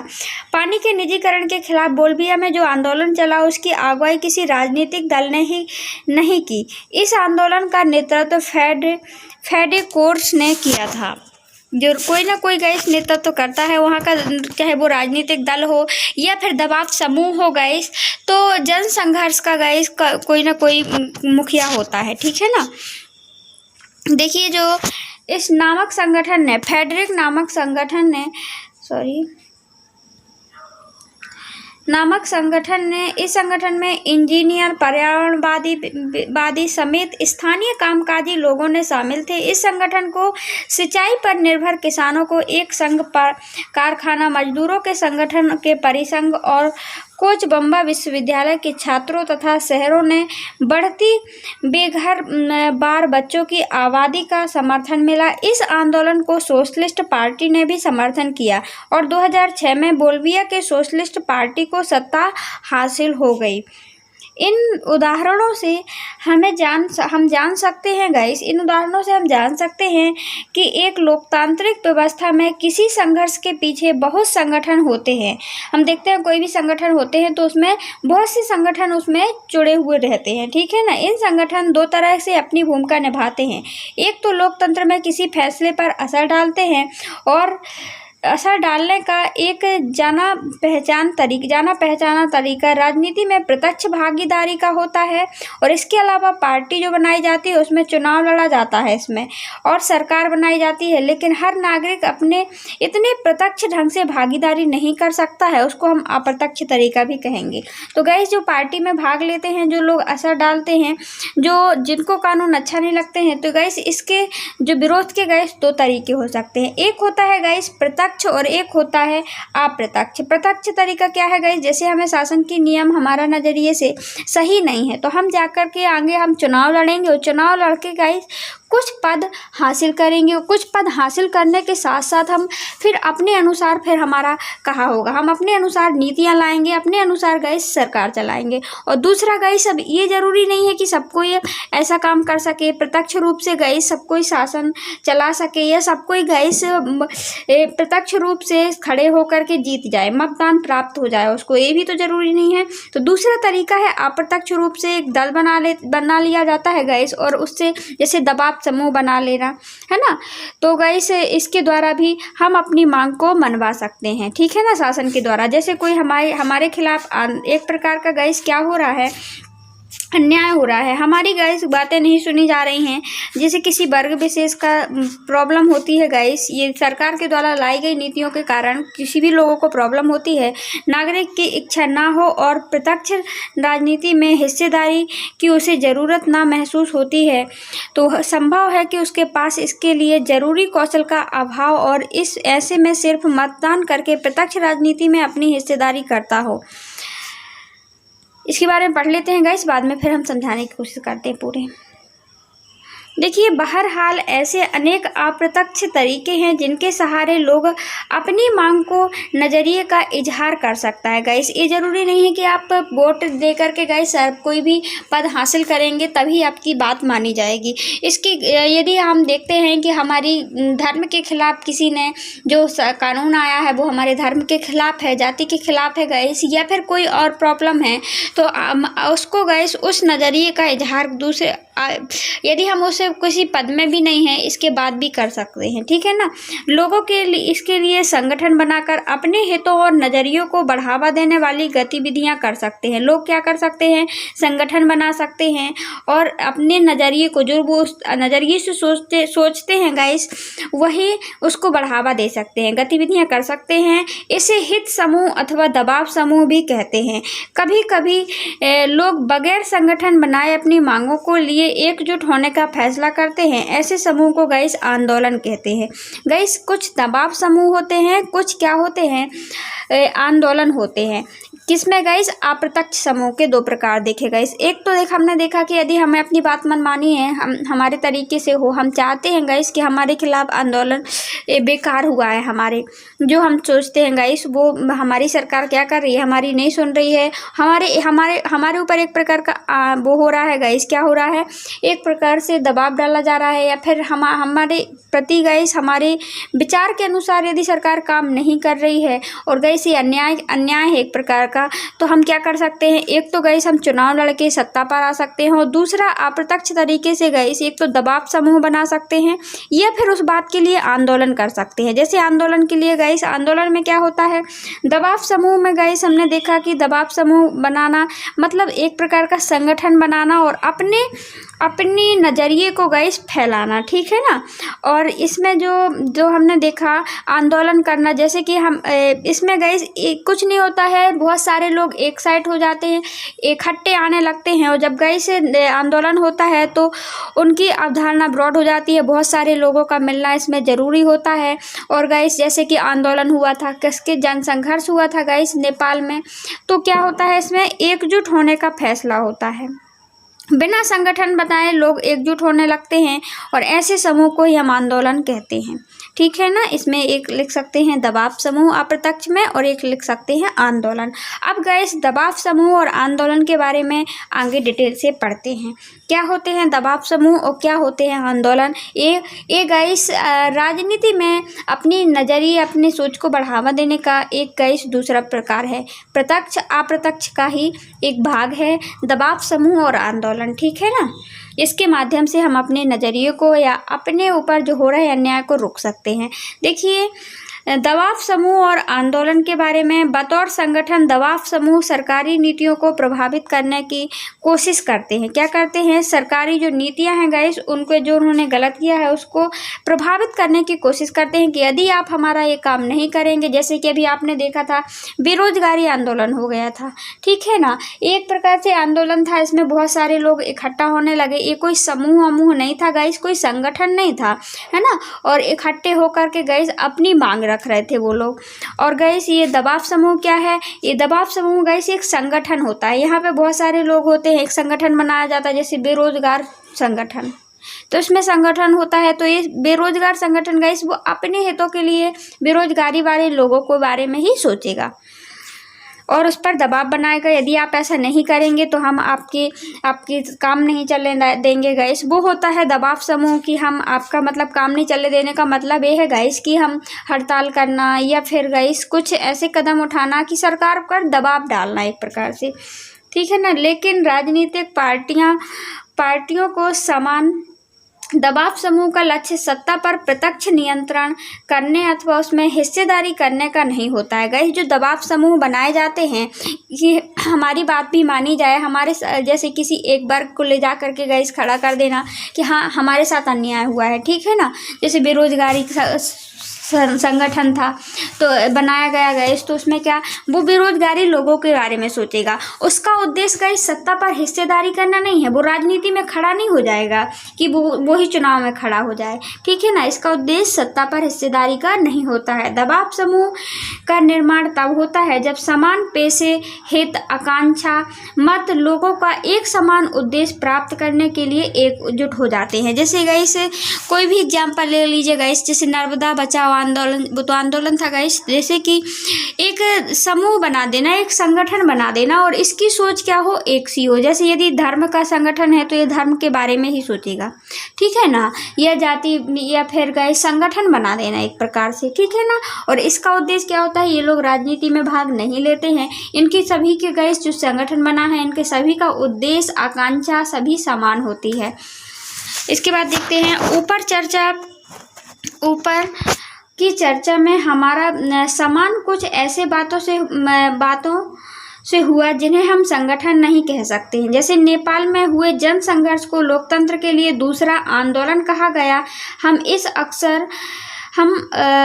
अक्सर कई तरह की सामूहिक कार्रवाइयों के लिए जन आंदोलन जैसे शब्द व्यवहार में सुनते हैं, जैसे नर्मदा बचाओ आंदोलन, सूचना अधिकार का आंदोलन, शराब विरोधी आंदोलन, महिला आंदोलन, महिला सुरक्षा, पर्यावरण आंदोलन, दबाव समूह। इनके बारे में गाइस हम पढ़ते हैं। अब ये आंदोलन क्या होते हैं गाइस, अभी तो हमने दबाव समूह बनाया के बारे में पढ़ा। दबाव समूह गाइस संगठन होते हैं, उनकी सोच उद्देश्य एक सा होता है। लेकिन जो आंदोलन होते हैं गाइस, इसमें इनका गाइस कोई एक चीज़ पर नहीं होता है। इसमें गाइस किसी भी चीज़ को जैसे लगता है, इसका कोई संगठन नहीं होता है। इसमें गाइस भारी मात्रा में लोग इकट्ठे होने लगते हैं और इकट्ठे होकर के अपनी मांग को रखते हैं, ठीक है ना। आगे कुछ उनको नहीं रहता है कि नहीं हमारा एक ही चीज़ की मांग रखें, एक वर्ग विशेष के लिए नहीं होते हैं, ये सभी के लिए होते हैं। जैसे कि गाइस यहाँ पे जैसे नेपाल में गाइस वो आंदोलन हुआ, जो जन संघर्ष हुआ गाइस, आंदोलन हुआ, तो उसमें गाइस वो संगठन बना के नहीं बैठे थे कि हम हमेशा एक ही बात उठाएंगे, ठीक है ना।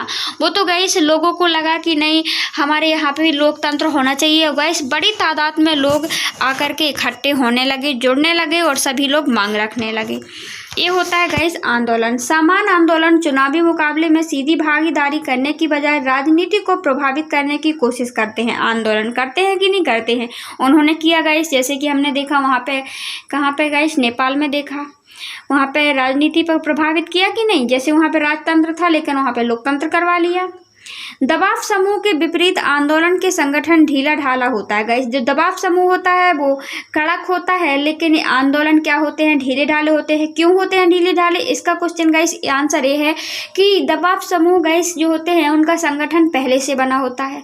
लोगों को गाइस पता होता है कि हमारा संगठन का उद्देश्य क्या है, तो वो ढीले ढाले नहीं होंगे। लेकिन इसमें जो आंदोलन किए जाते हैं गाइस, ये तुरंत सोचे जाते हैं, ये तुरंत गाइस मांग होती है लोगों की। ये पहले से कोई संगठन नहीं है कि यहाँ के मेंबर बने हुए हैं, ये सदस्य हैं, इतने इतने लोग हैं, तो ये कुछ जरूरी नहीं होता है। इसके संगठन आंदोलन में गए बहुत से लोग, आम लोग आकर के, आम जनता आकर के इसमें भाग लेने लगती है और सभी लोग मांग करने लगते हैं। तो ये ढीला ढाला होता है आंदोलन में फैसले अनौपचारिक ढंग से लिए जाते हैं और ये फैसले लचीले भी होते हैं और आंदोलन जनता की स्वतः स्फूर्ति भागीदारी पर निर्भर होते हैं, ना कि दबाव समूह पर। गाइस, जो आंदोलन होते हैं ये जनता की इच्छा पर निर्भर होते हैं, स्वतः स्फूर्ति भागीदारी पर होते हैं। गाइस, जितनी ज़्यादा जनता आएगी, पब्लिक होगी और जितने लोग गाइस आएंगे उतना ही हमारे जनता के अकॉर्डिंग फैसला हुआ। कभी कभी आंदोलन दबा दिए जाते हैं क्योंकि लोग भारी मात्रा में नहीं आते हैं, ठीक है ना। और कभी कभी इन आंदोलन को गाइस, जनता का आंदोलन होता है, जन आंदोलन, तो उसमें गाइस उनकी मांग को मानकर ही एक अनौपचारिक ढंग से लिए जाते हैं। वो मान कर ही रहेंगे कि आपको हमारा मांग पूरी कीजिए तभी हम आंदोलन बंद करेंगे। और हो सकता है गाइस इनको बीच में दबा भी दिया जाए, है ना। ये होता है गाइस आंदोलन, ठीक है ना। इनका एक समूह या विभाग या संगठन नहीं होता है, ये ऑटोमेटिकली गाइस जिसको ज़रूरत होती है गाइस, जैसे ही पता चलता है कि हाँ वहाँ पे जन आंदोलन हो रहा है और इस चीज़ के लिए होता है, तो जनता ऑटोमेटिकली आकर के वहाँ पे उनका साथ देने लगती है। ये होता है आंदोलन। और समूह, दबाव समूह क्या होते हैं, उनका गाइस वर्ग विशेष से महत्व होता है और वो क्या करते हैं, किसी विशेष मुद्दे पर बात करते हैं, ठीक है ना। उनका एक मकसद होता है, इनका उद्देश्य होता है, वो होता है दबाव समूह, जो कि सरकार को दबाव डालती है कि आप ऐसा नहीं करेंगे, आपको ऐसा करना ही होगा। इसके बाद देखिए जो दबाव समूह हैं वो दो प्रकार से इनको हम बांट सकते हैं। एक तो बांट सकते हैं गाइस हम, एक यह दबाव समूह दो प्रकार के होते हैं। एक होते हैं जो वर्ग विशेष की बात करते हैं, ठीक है ना, वर्ग विशेष के हित के समूह और दूसरे गाइस होते हैं सामान्य जन हित के समूह। मतलब जो वर्ग विशेष की, जैसे गाइस बेरोजगारी संगठन है, तो गाइस बेरोजगारी संगठन जो दबाव समूह बनाया गया है वो ओनली बेरोजगार लोगों के हित के बारे में बात करेगा। इसी प्रकार के दूसरे संगठन भी हो सकते हैं गाइस, तो वो उसी वर्ग विशेष के हित के बारे में बात करता है। और दूसरा होता है जन सामान्य के हित के समूह में बात करना। मतलब कि ये समूह जो गाइस जन सामान्य के बारे में बात करता है, वर्ग विशेष के बारे में ये वाला बात नहीं करता है। और गाइस ये क्या करता है, ये इसके माध्यम से गाइस, जैसे कि आप किसी भी वर्ग के लोगों के बारे में गाइस वो देखे कि अन्याय हो रहा है तो सरकार के ऊपर दबाव डाल सकता है, आंदोलन करवा सकता है। ये दबाव समूह होता है, ठीक है। इन दोनों अब हम देखेंगे गाइस फर्स्ट में कौन सा है, जो कि वर्ग विशेष के हित समूह के बारे में बात करते हैं, जो वर्ग विशेष की सोचता है, ठीक है ना, वो वाला दबाव समूह। देखिए हित समूह अमूमन समाज के किसी खास हिस्से अथवा समूह के हितों को बढ़ावा देना चाहते हैं। जैसे खास हिस्सा, जैसे गाइस मजदूर संगठन, ये क्या है, मजदूर संगठन मजदूरों के बारे में ही सोचेगा, ठीक है ना। एक विशेष वर्ग है कि नहीं है, ये गाइस व्यवसायी वर्ग दूसरा है गाइस, तो ये व्यवसायी वर्ग के संबंध में नहीं सोचेगा। अब व्यवसायी वर्ग संघ है तो वो व्यवसायिक वर्ग के संघ में सोचेगा, वो मजदूर के बारे में नहीं सोचेगा। तो ये होते हैं गाइस संघ, मतलब कि एक विशेष वर्ग समूह संघ, ठीक है ना। इसके बाद इसी प्रकार गाइस पेशेवर, जैसे वकील है, डॉक्टर है, शिक्षक है, तो ये अपने अनुसार इनका अलग समूह होता है। इसके बाद देखते हैं गाइस, और पेशेवर वकील आदि के निकाय में इस तरह के दबाव समूहों को उदाहरण हैं, ठीक है ना। ये दबाव समूह वर्ग विशेष वर्ग के होते हैं। हमने क्या देखा गाइस, जैसे कि दबाव समूह एक तो देखा हमने वर्ग विशेष के बारे में सोचते हैं और एक होते हैं जन सामान्य के बारे में सोचते हैं। तो वर्ग विशेष के बारे में सोचने वाले समूह कौन कौन से हमने देखा, जैसे कि व्यवसायी समूह है, संगठन समूह है और मजदूर संघ हमने देखा। तो ये वर्ग विशेष के बारे में सोचते हैं क्योंकि ये समाज के किसी खास तत्व के सकलन मजदूर, कर्मचारी, व्यवसायी, उद्योगपति, धर्म के अनुयायी अथवा किसी खास जाति आदि के प्रतिनिधित्व करते हैं। ये दबाव समूह का मुख्य सरोकार पूरे समाज को नहीं बल्कि अपने सदस्यों को बेहतरीन कल्याण के लिए होता है। मतलब जो हमने देखा कि जो वर्ग विशेष के बारे में दबाव समूह बनाए गए हैं तो इनका उद्देश्य अपने संघ का जिसके लिए बने हैं उसके बारे में सोचना है, ठीक है ना, उनके कल्याण के बेहतरीन कल्याण के लिए सोचते हैं। इसके बाद कुछ संगठन समाज के किसी एक तबके के ही हितों का प्रतिनिधित्व नहीं करते। ये संगठन सर्व सामान्य हितों नुमाइंदगी का करते हैं। इनकी रक्षा जरूरी होती है। संभव है ऐसा संगठन जिस उद्देश्य का पाना चाहते हैं, ऐसे उद्देश्य को पाना चाहते हैं जिनके सदस्यों को कोई लाभ ना हो, जैसे कि बोल्बिया का फेडकोर नामक संगठन। अभी आप गाइस पढ़ लेते हैं, फिर समझाने की कोशिश करते हैं।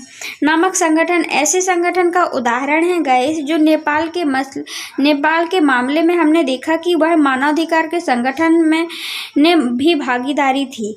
हमने ऐसे संगठन के बारे में कक्षा 9 में किताब में पढ़ा था। इन समूहों को किस्म को संगठन को जन सामान्य के हित अथवा लोक कल्याणकारी समूह भी कहा जाता है। ऐसे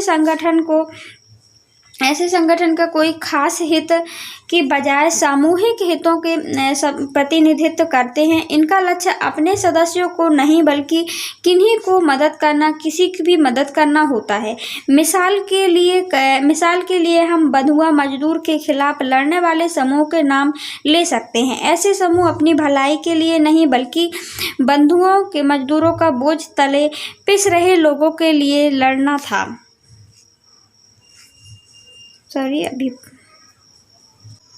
कुछ मामले में संभव है कि जन सामान्य के हितों का प्रतिनिधित्व करने वाली समूह ऐसे उद्देश्य को साधने के लिए आगे आए और जिससे बाकियों के साथ साथ उन्हें भी फायदा होता हो। उदाहरण के लिए BAMCEF backward of monitoring community employees federation का नाम दिया जा सकता है। यह मुख्यतः सरकारी कर्मचारियों का संगठन है जो जातिगत भेदभाव के खिलाफ। तो गाइस हमने क्या देखा, दबाव समूह के दो रूप देखे। एक हमने देखा गाइस जो कि वर्ग विशेष के लिए हित के लिए समूह के बारे में पढ़ा, और दूसरा जन सामान्य हित समूह क्या था गाइस, जिसमें कि इन लोगों का हित गाइस सामान्य जनता से होता है। उसका गाइस किसी जैसे मजदूर संगठन का कार्य क्या होता था, मजदूरों के बारे में सोचना। लेकिन गाइस जो जन सामान्य संगठन है गाइस, दबाव समूह है, इसका कार्य क्या होता है, इसका सभी जनता को गाइस लाभ पहुंचाना होता है। इसमें सदस्य वो है या नहीं है। जैसे कि गाइस एक आंदोलन किया गया था गाइस, कहाँ पे, नील की खेती के विरुद्ध में जो खेड़ा आंदोलन करना। तो गांधी जी का उद्देश्य क्या था गाइस, गांधी जी का उद्देश्य ये तो नहीं था कि मान ली हमको खेड़ा पर उस खेड़ा बंधुआ मजदूरों को हटाना है। यह गाइस चंपारण जो हमने देखा था, चंपारण आंदोलन किया था गांधी जी ने, तो उसका उद्देश्य क्या था गाइस, तो वो जन सामान्य को लाभ पहुंचाना, किसी एक विशेष वर्ग के लिए नहीं होता है, ठीक है ना। वो किसी की भी बात सुन सकते हैं गाइस, जैसे ही उन्हें लगता है कि नहीं ये गलत हो रहा है तो वो सभी लोगों का हित चाहते हैं, जनहित चाहते हैं, लोक कल्याणकारी। इसका उद्देश्य क्या होता है, ये ऐसे संगठन का किसी खास हित के बजाय सामूहिक प्रतिनिधित्व करते हैं, मतलब सभी का प्रतिनिधित्व करते हैं। ये जन सामान्य हित होता है इसका, लोक कल्याणकारी समूह भी इसीलिए इसको कहा जाता है। आई होप गाइस आपको क्लियर हो गया होगा।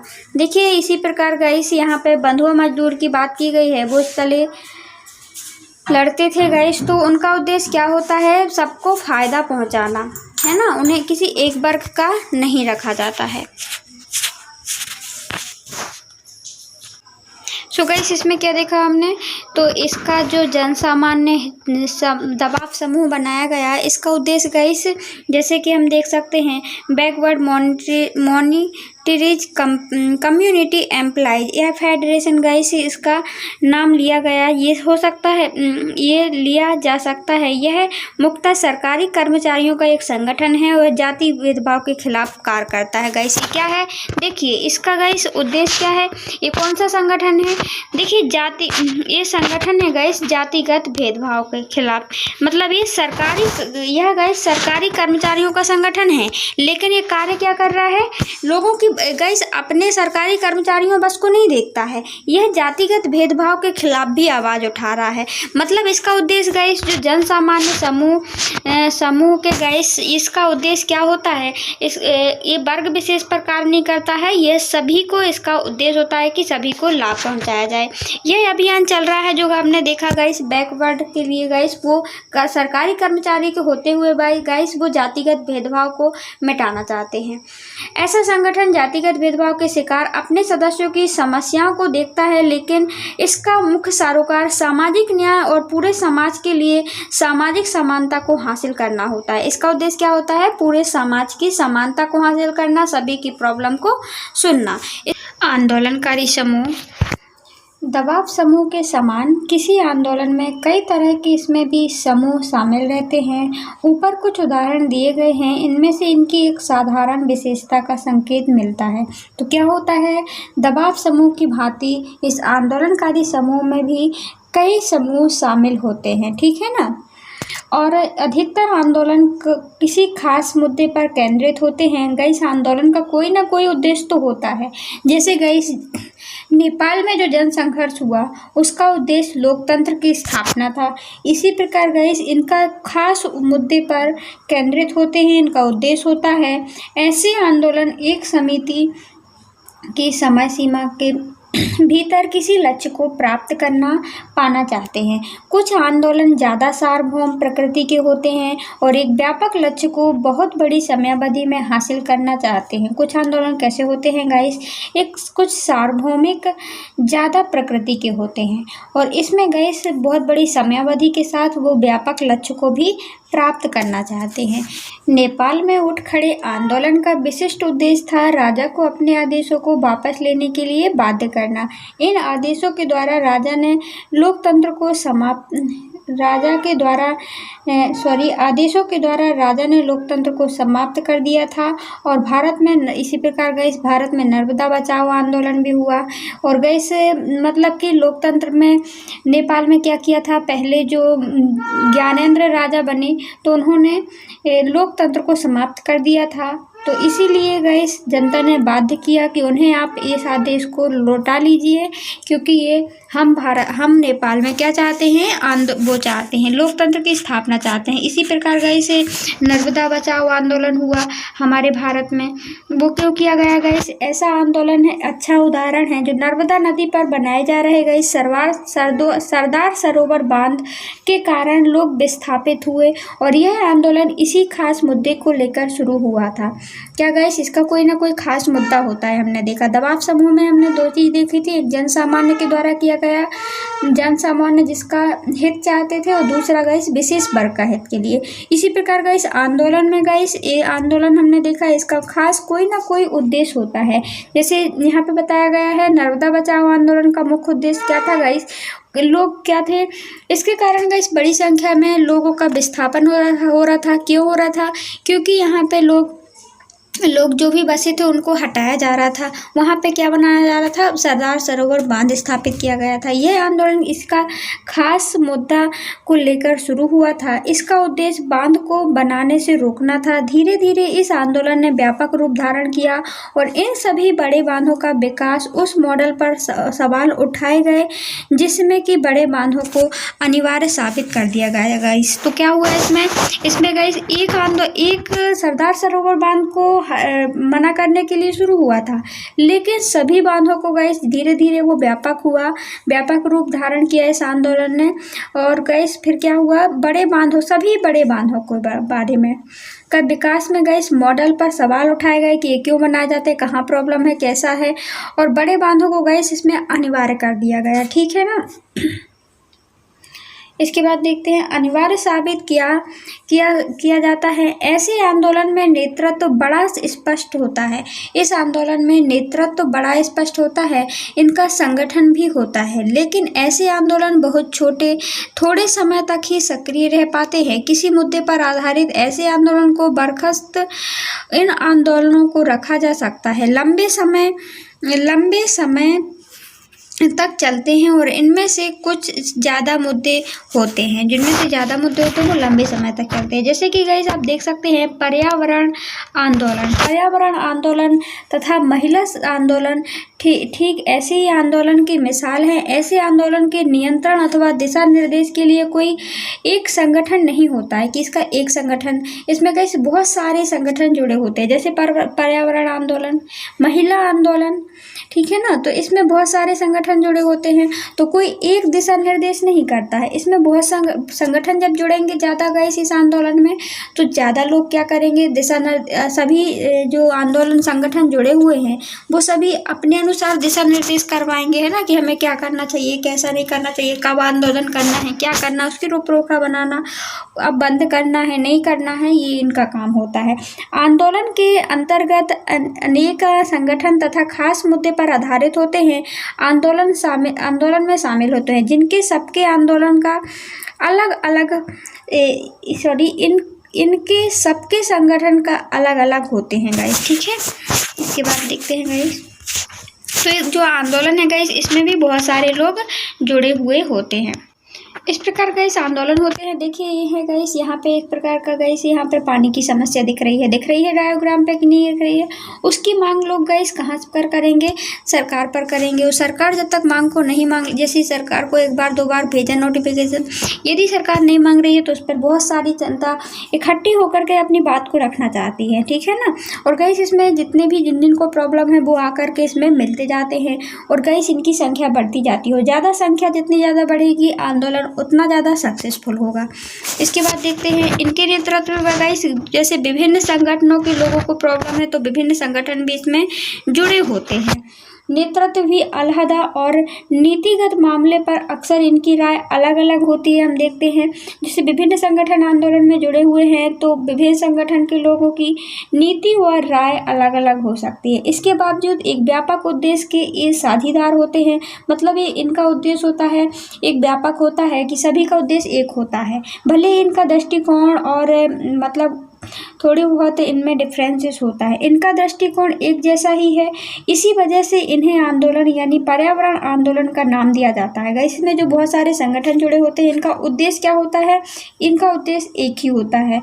इनका एक प्रकार से इनका दृष्टिकोण भी एक होता है, इसीलिए इस आंदोलन में ये लोग संगठन में जुड़े रहते हैं। जैसे पर्यावरण आंदोलन, कभी कभी ऐसे व्यापक आंदोलन का ढीला ढाला सा सर्व समावेशी संगठन होता है। गाइस कभी कभी इसका रूप ढीला ढाला सा होता है। हम देखते हैं दबाव समूह की अपेक्षा, क्योंकि इसमें बहुत सारे संगठन मिले होते हैं। गाइस सिर्फ एक पर जिम्मेदारी नहीं होती है, बहुत लोगों पर होती है, तो कभी कभी वो लोग ढीले ढाले प्रतीत भी होते हैं। मिसाल के लिए guys national alliance people's movement ऐसा ही संगठन है जिसमें जो विभिन्न मुद्दों पर संघर्ष कर रहे हैं। अनेक आंदोलनकारी समूह के इस संगठन के घटक हैं। यह संगठन अपने देश में अनेक आंदोलनकारी गतिविधियों को तालमेल बैठाने का काम कर रहा है। कौन गाइस, NAPM।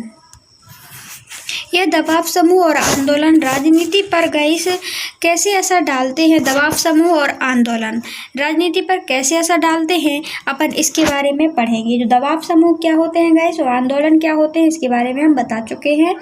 तो दबाव समूह में एक संगठन होता है जबकि आंदोलन का कोई संगठन नहीं होता है, मतलब कि इसमें बहुत सारे लोग जुड़ते जाते हैं, बहुत सारे संगठन जुड़ते जाते हैं, ठीक है ना। ये इकट्ठे, जैसे मजदूर संगठन है तो वो उसमें गाइस सदस्य होते हैं और उसमें गाइस सदस्य होते हैं और एक संस्था होती है। लेकिन आंदोलन का कोई सदस्य नहीं होता है। जैसे ही आंदोलन द्वारा मांगे पूरी कर ली जाती हैं तो आंदोलन को ख़त्म कर दिया जाता है ना। तो इसके क्या प्रभाव डालते हैं राजनीति में, इसके बारे में अपन पढ़ते हैं। देखिए दबाव समूह और आंदोलन राजनीति में कई तरह के असर डालते हैं। जैसे पहला असर देख सकते हैं, दबाव समूह आंदोलन अपने लक्ष्य और गतिविधियों के लिए जनता का समर्थन और सहानुभूति हासिल करने की कोशिश करते हैं। सबसे पहले क्या करते हैं गाइस, जो दबाव समूह हो या फिर आंदोलन हो वो जनता का समर्थन चाहते हैं। क्यों चाहते हैं, क्योंकि जितनी ज़्यादा जनता होगी उतनी ही ज़्यादा वो लोगों को, सरकार को प्रॉब्लम होगी, क्रिएट करेगी। और गाइस जब जितनी जनता सहानुभूति का काम करती करते हैं कि जनता हमको सहानुभूति दे, इस पर कोशिश करे। आंदोलन में बहुत सारी जनता जुड़े, जब जुड़ेगी गाइस तो ही उसकी मांगों को, अकेला इंसान थोड़ी ना मांग करवा सकता है, मतलब उसके लिए अकेला इंसान है तो उसके लिए पहले राजनीति में जाना होगा, है ना, इसके बाद वो कोई भी मांग रख सकता है।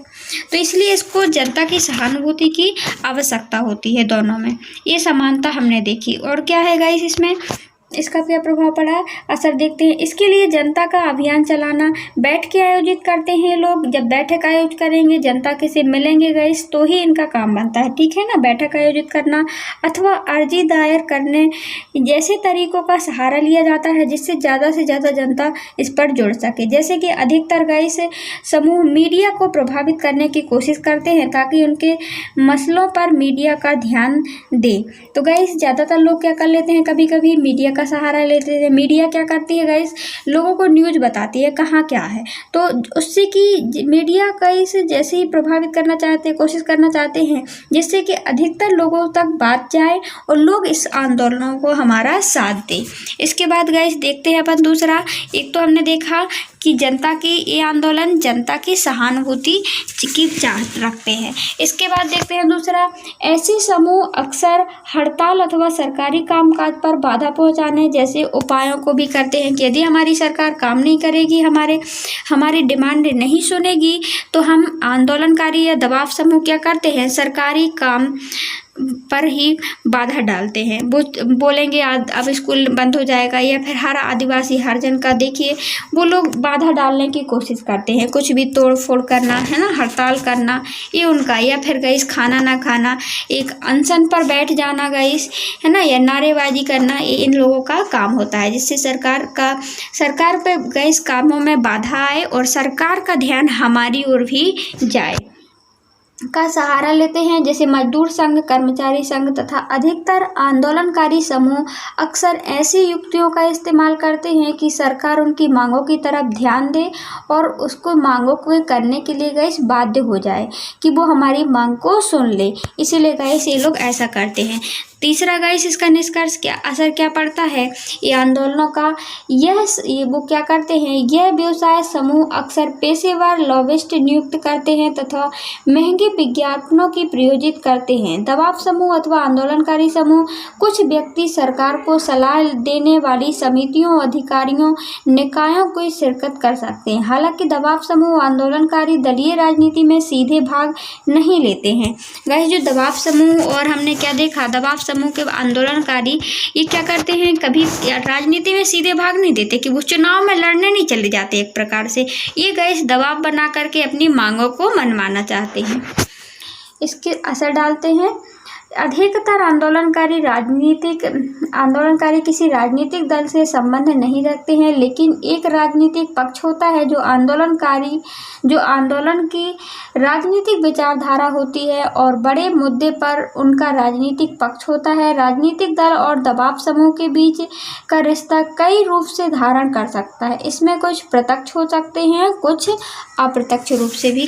कुछ मामलों में दबाव समूह राजनीतिक दलों के द्वारा ही बनाए गए होते हैं अथवा उनका नेतृत्व कौन करता है गाइस, दबाव समूह का कुछ मामले में राजनीतिक दल के नेता ही करते हैं। कुछ दबाव समूह राजनीतिक दलों की एक शाखा के रूप में काम करते हैं। उदाहरण के लिए भारत में अधिकतर मजदूर संगठन हैं जो और छात्र संगठन यह बड़े राजनीतिक दलों द्वारा बनाए गए हैं अथवा इनकी संबद्धता राजनीतिक दलों से भी होती है, ठीक है ना। जो दबाव समूह है इनकी संबद्धता किससे भी हो सकती है गाइस, राजनीतिक दलों के द्वारा में भी हो सकती है। ऐसे दबाव समूह अधिकतर नेता अमूमन किसी न किसी राजनीतिक दल के कार्यकर्ता और नेता होते हैं। मतलब कि अमूमन जो दबाव समूह है कभी कभी क्या होता है उसका साथ राजनीतिक दल के नेता ही देते हैं, और राजनीतिक दल के नेता गाइस यही एक प्रकार से गाइस समूह का संचालन भी कभी कभी करते हैं। देखिए कभी कभी ऐसे कभी आंदोलन राजनीतिक दल का रूप अख्तियार कर लेते हैं, कभी कभी ये आंदोलन है जो गाइस वो राजनीतिक दल के रूप के अख्तियार हो जाते हैं। उदाहरण के लिए विदेशी लोगों के विरुद्ध छात्रों ने असम आंदोलन चलाया और जब इस आंदोलन की समाप्ति हुई तो इस आंदोलन में असम गण परिषद के रूप में लिया और सन 1930 से 40 के दशक में तमिलनाडु में समाज सुधारक आंदोलन में DMK और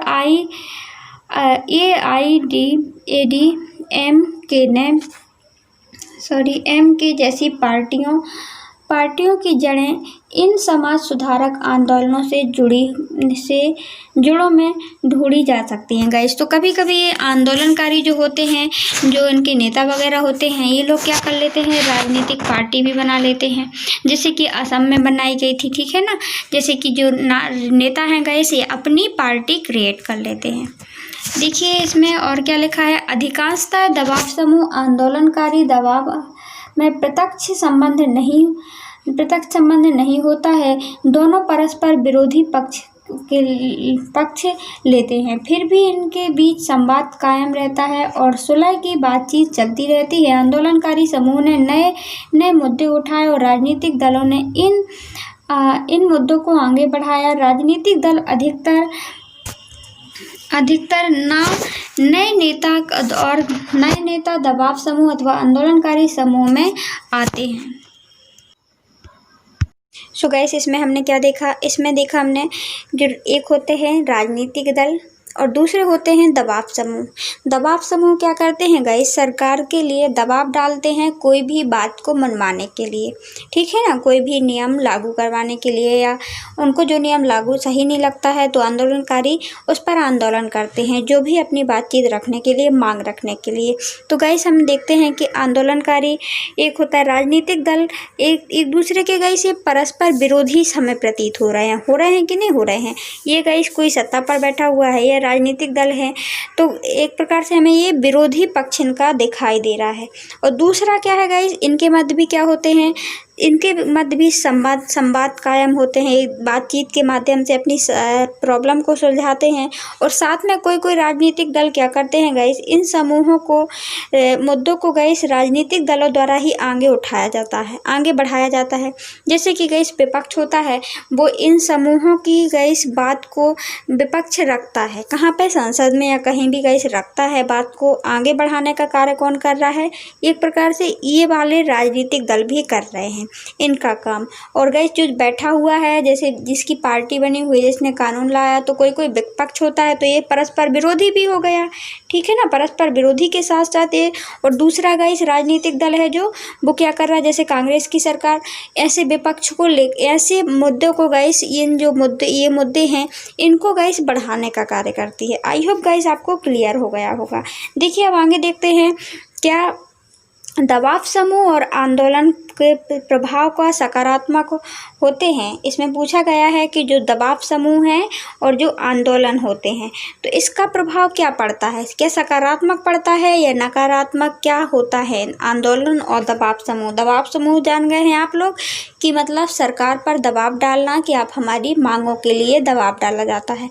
आंदोलन भी गई इसी के लिए होता है, लेकिन दबाव समूह में एक संगठन होता है, लेकिन आंदोलन में कोई संगठन नहीं होता है। इसमें गई विभिन्न प्रकार के संगठन आकर मिल जरूर जाते हैं, ठीक है, और लोग भी मिलते रहते हैं इसमें। देखिए शुरुआती तौर पर हमें लगा था कि किसी भी एक तबके के हितों की नुमाइंदगी करने वाले दबाव समूह लोकतंत्र के लिए हितकारी नहीं होंगे। तो गाइस लोकतंत्र में किसी एक तबके के नहीं बल्कि सबके हितों की रक्षा होनी चाहिए। यह भी लग सकता है जिस आंदोलन का उद्देश्य क्या होता है गाइस, क्या असर पड़ता है, किसी एक का हित नहीं होता है, उसमें सभी का हित होना चाहिए। ऐसे समूह सत्ता का इस्तेमाल तो करना चाहते हैं, लेकिन गाइस ये जिम्मेदारी से बचना चाहते हैं। जो आंदोलनकारी हैं गाइस, जो दबाव समूह हैं, ये गाइस क्या चाहते हैं, ये ऐसे समूह सत्ता का इस्तेमाल करना तो चाहते हैं, लेकिन वो जिम्मेदारी से बचना चाहते हैं, इसीलिए वो राजनीति में नहीं आ रहे हैं। मतलब राजनीति में दलों को चुनाव के समय जनता का सामना करना पड़ता है, लेकिन समूह के जनता के प्रति जवाबदेह नहीं होते हैं। संभवतः दबाव समूह और आंदोलनकारी जनता से समर्थन अथवा धन ना मिले। कभी कभी ऐसा भी हो सकता है गाइस। ये दबाव समूह गाइस राजनीति में नहीं आते हैं, कारण इसका एक तो ये होता है गाइस, राजनीति में ना आना मतलब कि गाइस ये खुद चुनाव नहीं लड़ते हैं। क्यों नहीं लड़ते हैं कि एक तो गाइस इनको रहता है कि क्या पता जनता का समर्थन मिला है कि नहीं मिल रहा है, ठीक है ना। क्यों, और हमें गाइस जब राजनीति में आ जाएंगे तो हमारा कर्तव्य बनता है कि हम अपने देश को अच्छी तरह से चलाएं, और उसके लिए गाइस जनता हमको कोई भी क्वेश्चन उठाती है तो हमें उनका जवाब भी देना पड़ता है राजनीतिक दलों को। लेकिन इन लोगों को, दबाव समूह को इसकी ज़रूरत नहीं होती है। दबाव समूह को बहुत कम लोगों का समर्थन प्राप्त होता है, इसीलिए ये लोग क्या राजनीति में नहीं आ सकते, क्योंकि ये खड़े भी हो जाएंगे। इनको यदि ये मुश्किल है, ये पता नहीं जीत भी पाते हैं या नहीं जीत पाते। जो नहीं जीतते हैं गैस तो एक प्रकार का दबाव समूह भी बना सकते हैं और अपनी मांगों को रखवा सकते हैं। लेकिन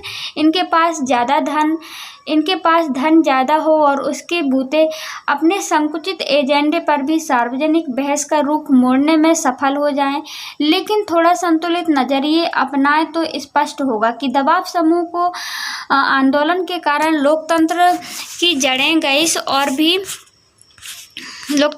जड़ें मजबूत हो गई हैं। इन दबाव समूह के बारे में गाइस, एक दबाव समूह का गाइस नकारात्मक इफेक्ट भी पड़ सकता है आंदोलन का।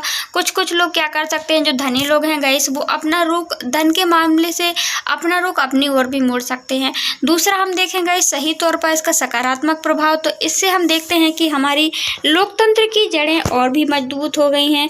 कैसे गाइस, क्योंकि जैसी गलत काम करती है तो उसमें गाइस जनता इकट्ठी हो, वहाँ पे समूह बने हुए हैं, वहाँ पे समूह पे जाकर के गाइस अपनी मांग रखती है और ये समूहों के माध्यम से एक प्रकार का स्टेज मिल जाता है और गाइस ये सरकार से मांग रख सकती है। तो इससे गाइस कोई भी सरकार यदि गलत करती है तो उसको डर होता है कि दूसरे दबाव समूह या फिर गाइस दूसरे दल के नेता हम पर कोई भी प्रकार का इल्ज़ाम लगा करके हमारे आंदोलन हो सकते हैं, दबाव समूह हम पर दबाव डाल सकता है। तो इससे गाइस लोकतंत्र की और ज़्यादा जड़ें क्या हो गई हैं, मजबूत हो गई हैं। शासक को ऊपर दबाव डालना लोकतंत्र में कोई अहितकारी गतिविधि नहीं है, बशर्ते उसका अवसर सबको प्राप्त होना चाहिए। सरकारें अक्सर थोड़े से धनी और ताकतवर लोगों को अनुचित दबाव में आ जाती है। हम देखते हैं कि सरकार क्या होती है, ज़्यादातर उन्हीं लोगों की मान लेती है जो धनी लोग हैं। तो गाइस जो आंदोलन है, जो दबाव समूह है, इनके माध्यम से हमें दबाव समूह का होना और आंदोलनों का होना लोकतंत्र के लिए बहुत ही ज़रूरी है, ठीक है ना। जनसाधारण के हित में समूह तथा आंदोलन का अनुचित दबाव के प्रतिकार उपयोगी भूमिका निभाते हैं। आम नागरिक की जरूरतों तथा सरोकार की सरकार को अवगत कराया जाता है। जैसे आम नागरिक की गाइस जो नियम हैं बहुत पुराने पहले बन गए हैं गाइस, और हो सकता है उन्हीं नियमों के कारण अभी आज के लोगों को प्रॉब्लम है। तो इनके माध्यम से गाइस हम दबाव समूह के माध्यम से अपनी सरकार तक मांग रख सकते हैं। मांग के साथ साथ गाइस आम नागरिक गाइस ये दबाव समूह होने के कारण सरकार को भी अवगत करा दिया जाता है कि इस समय की मांग क्या है, आप चल कहाँ रहे हैं। या फिर गाइस कोई गलत नियम कानून लेकर आ जाती है सरकार, तो उसके मध्य क्या हो जाती है, विरोध करने से गाइस वो विरोध करने से जन आंदोलन होने से क्या हो जाता है, और ज़्यादा हमारा लोकतंत्र निखर के बाहर आता है। वर्ग विशेष के हित भी गाइस बहुत महत्वपूर्ण भूमिका निभाते हैं। जब विभिन्न समूह सक्रिय हों तो कोई एक समूह समाज के ऊपर प्रभुत्व कायम नहीं कर सकता। गाइस हम देखते हैं जब सभी समूह क्या होते हैं, सक्रिय होते हैं, तो कोई एक समूह गाइस दूसरे समूह पर कायम प्रभुत्व स्थापित नहीं कर सकता।